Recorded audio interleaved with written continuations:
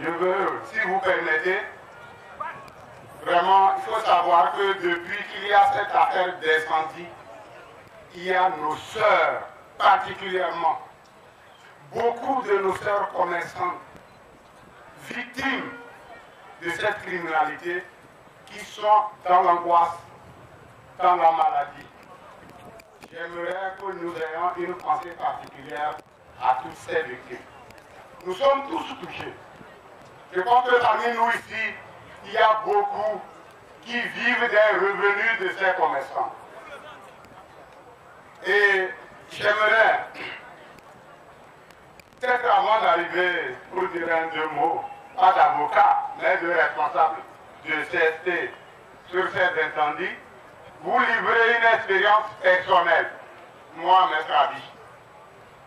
Vous savez, en 2003, nous avons fait l'élection présidentielle. Le PSR, dont je suis le responsable, nous avions présenté à l'époque d'Alcou Pelé. Et j'ai pris des initiatives dans la sous-région, chez certains chefs d'État. Moi-même, et lorsque je suis revenu du Burkina Faso, pendant la période de campagne, on a fini la campagne, et juste après et avant la prestation de serment de Iyadema, à la veille, je pense qu'il a prêté serment un vendredi, c'était jeudi, le ministre Boko m'a appelé et il m'a dit, oui, le premier ministre Boucher, il faut dire à Péré, à l'entame, Alpha, etc. Il veut discuter un peu avec vous, il ne faut pas refuser, il faut venir à la primature.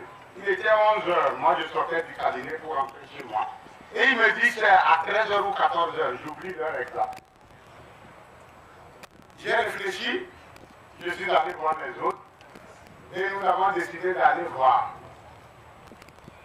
Lorsque nous sommes allés à la primature, nous avons vu les autres. Je pense qu'il y avait les Favre. Jean-Pierre était là, avec ceux Akitani, il y avait Ninevi, il y avait et son groupe, Agoïvor son groupe. Nous étions arrivés. Et le Premier ministre, bizarrement, il a commencé à nous recevoir groupe par groupe.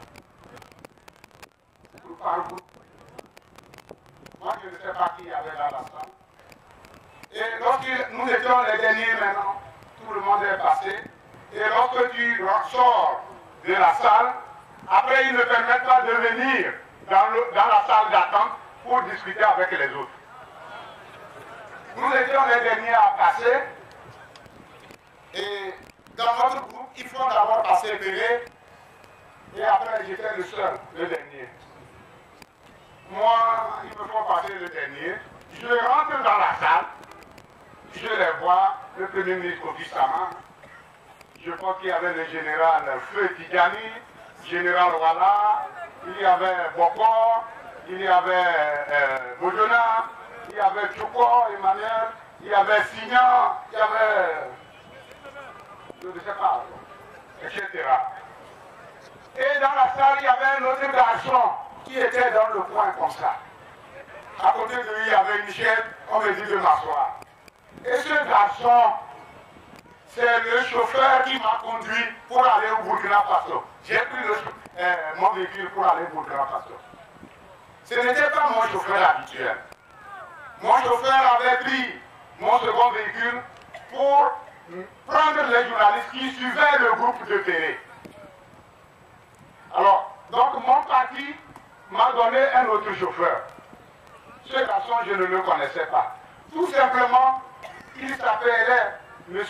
Telou, il était de mon village et c'est le frère à un copain à moi, l'actuel directeur général de Radio Lomé. Et c'est un douanier réformé. On m'a dit qu'il va assurer sa sécurité. Alors, ce garçon, j'ai fait les voyages avec lui, on a partagé. Après la campagne, 2 jours avant cette convocation, il n'est pas venu à la maison. Parce que tout le temps, il était chez moi. Il mangeait chez moi, il faisait tout. 2 jours avant, j'étais un peu étonné. J'arrive là-bas, je vois ce garçon. Alors on me dit, oui, maître Abi, on n'attendait que toi. C'est toi qu'on veut. Parce que tu es parti au Burkina Faso, tu as rencontré le colonel Victor. Vous avez parlé d'un coup d'État. Donc il faut que tu nous dises le coup d'État que vous voulez faire. Et ils disent à ce garçon, bon, il faut dire ce que Maître Abi et le colonel Victor ont dit au Burkina Faso, à l'hôtel, il préside. Alors, on m'a dit à côté du garçon. Il a commencé à parler. Et moi, je le regardais fixement pour savoir s'il pouvait me regarder dans les yeux. Il était comme ça, il ne me regardait pas. Il a commencé à dire, oui, on est allé au Burkina la nuit, on est arrivé à 4 heures à Ouaga, en passant, nous a ouvert les frontières et tout. Je suis arrivé, vite, est venu 30 minutes après. Nous sommes rentrés dans ma chambre, il était là, on a commencé à parler du coup d'État et je lui ai dit de sortir et après on a continué. Alors on lui a posé des questions. Qui est mon chauffeur? Il donne le nom de mon chauffeur, l'hôtel dans lequel moi j'avais logé au Burkina, etc. Et puis il continue en disant, il lui demande, mais il est allé avec qui? Il dit, il appelle le nom d'un Américain, Alberto quelque chose, qui travaille à l'ambassade des États-Unis au Togo. Bon, moi on m'a donné la parole. Vous savez, lorsqu'ils m'ont donné la parole, j'ai dit à Kofi Sama, au Premier ministre, moi, s'ils veulent que je parle d'un coup d'État, qu'ils me laissent rentrer d'abord dans l'armée.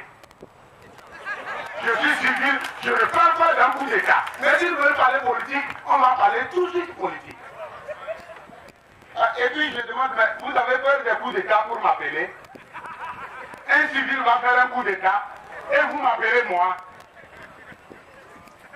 Je continue à leur dire que je veux qu'il soit noté avant que je ne continue de m'exprimer que Maître Abi fait la politique mais ne parle pas des coups d'État. Et je veux à l'instant même vous dire que ce gouvernement, ils ont des garçons partout parmi nous ici. Il faut aller leur dire que le CST, le FRAC, l'opposition togolaise, nous faisons la politique, nous ne brûlons pas les marchés. Il faut aller leur dire ça. Alors après j'ai continué en lui disant que je suis allé au Burkina. Et j'ai dit ce que j'ai fait au Burkina. Je suis allé avec une blanche. Je n'étais pas avec un blanc et américain. J'ai appelé le nom de la dame.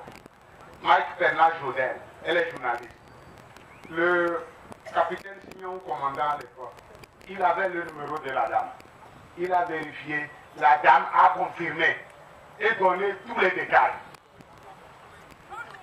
Alors du coup, ce garçon a commencé à trembler. Et après, ils l'ont enfermé. Il a tout fait pour s'évader et il est décédé 8 mois après. Paix à son âme.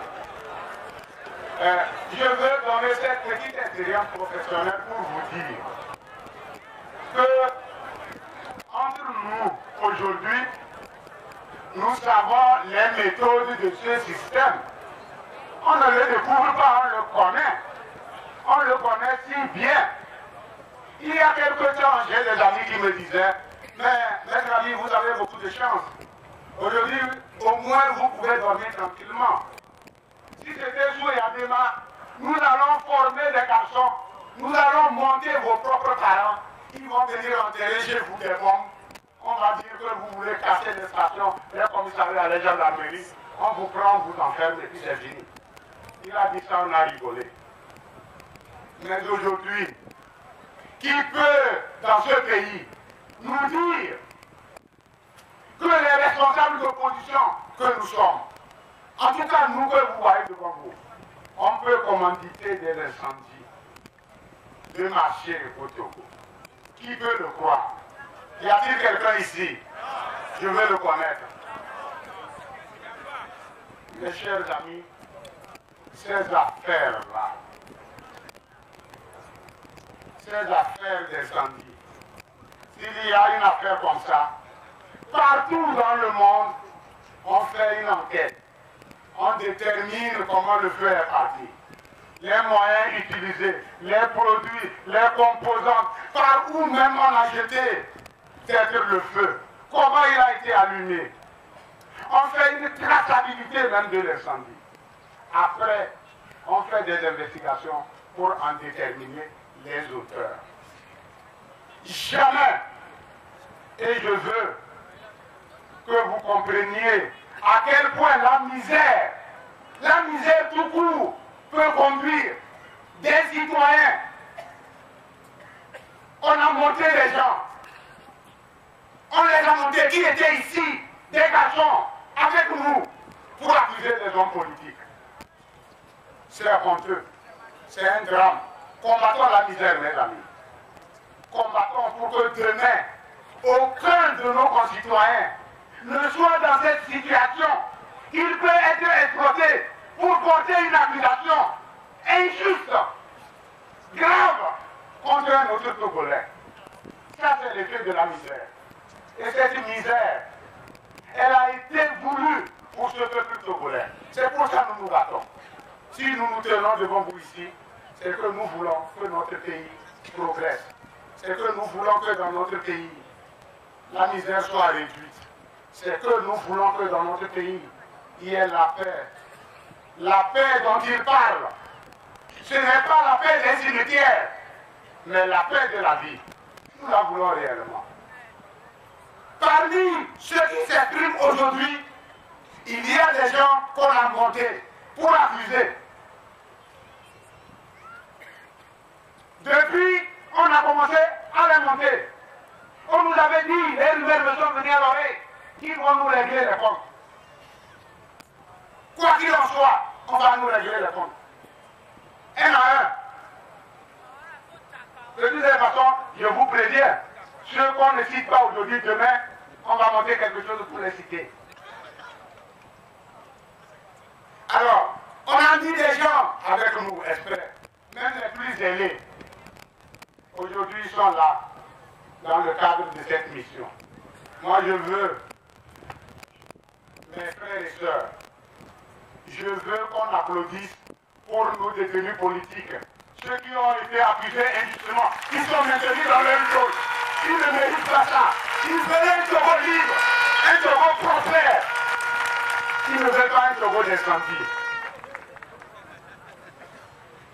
Mais je veux dire au même moment à ce régime, puisqu'il y a des gens ici, il faut leur dire que le combat que nous menons, ce combat, il va aboutir, qu'on le veuille ou pas. Il aboutira même plus vite.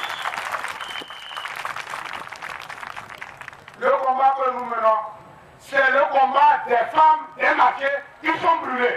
C'est elles qui combattent. On veut les punir, elles vont combattre davantage. Le combat que nous menons, c'est le combat des étudiants. On veut museler les étudiants de l'université de Kara. Parce qu'à Kara, ce sont les étudiants seuls qui portent le flambeau de la résistance. Le combat que nous menons, c'est aussi un combat pour l'armée togolaise, pour qu'elle soit une armée digne et non une armée qui quémande. C'est pour les travailleurs togolais, pour qu'ils ne soient plus mendiants, mais qu'ils soient respectés dans leur travail et rétribués. Ce régime ne comprend rien.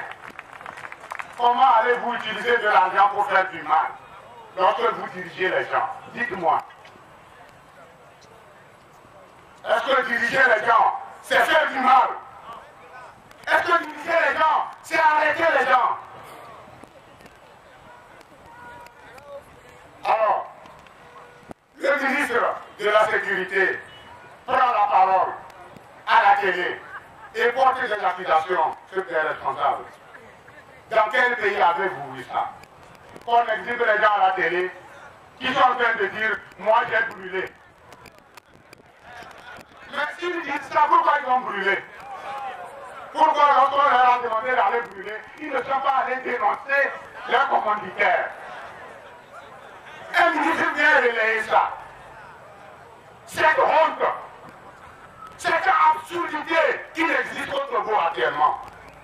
Vous savez, notre pays vient d'être classé le 7e pays le plus triste au monde.